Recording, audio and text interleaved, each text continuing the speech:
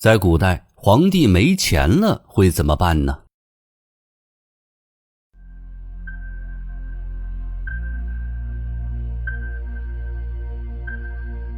你可能会问，在封建社会，整个天下都是皇帝的，皇帝怎么会没钱呢？但其实各朝各代或因为战争，或因为皇帝的挥霍无度，都会出现过国库空虚的情况。那出现这些情况，皇帝们会怎么做呢？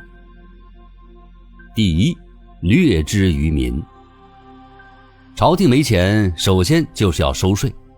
古代有所谓的正税、杂税之分，正税呢就是农业税。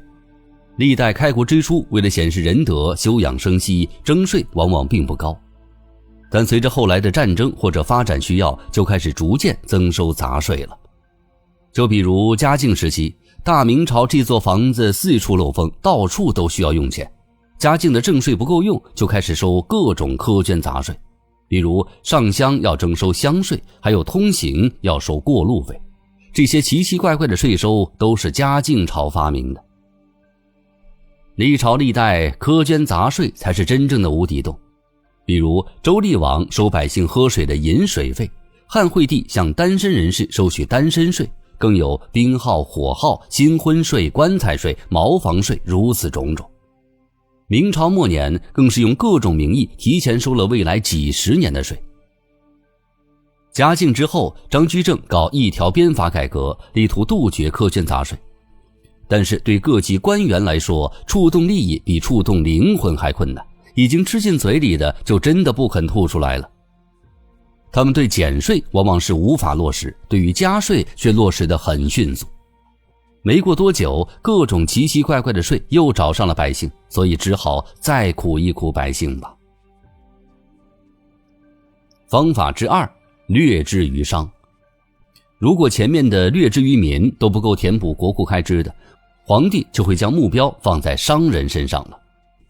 管子一书曾说，巨富往往是国家的蛀虫，只会抢了国家的财富，因为太富，利禄就驱使不动，只有经济权益由朝廷统一掌握，这样才能强大无敌。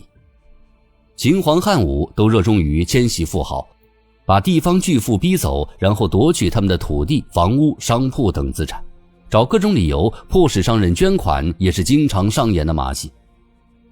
唐朝末年甚至有一个政策，说商人最多只能留1万贯钱，多出来的资产都要上交国家。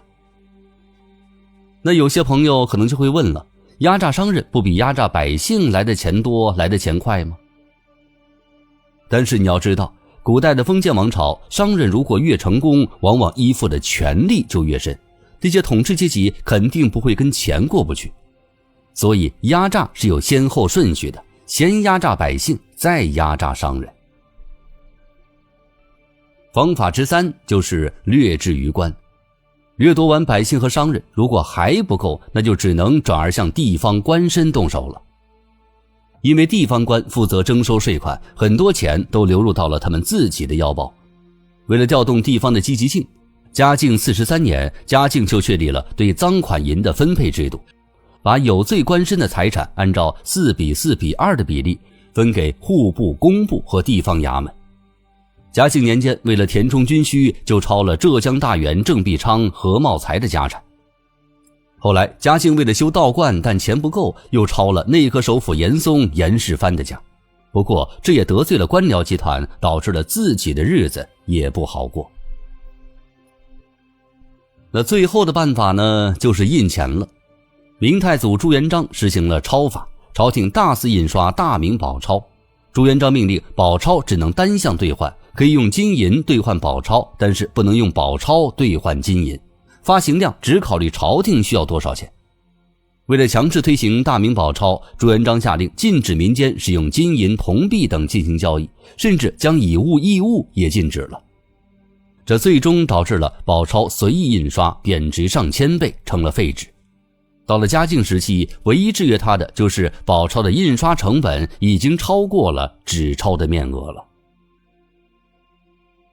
可见在封建王朝并没有所谓的规矩和法律，一旦朝廷有难，苦一苦百姓都是他们的第一选择呀。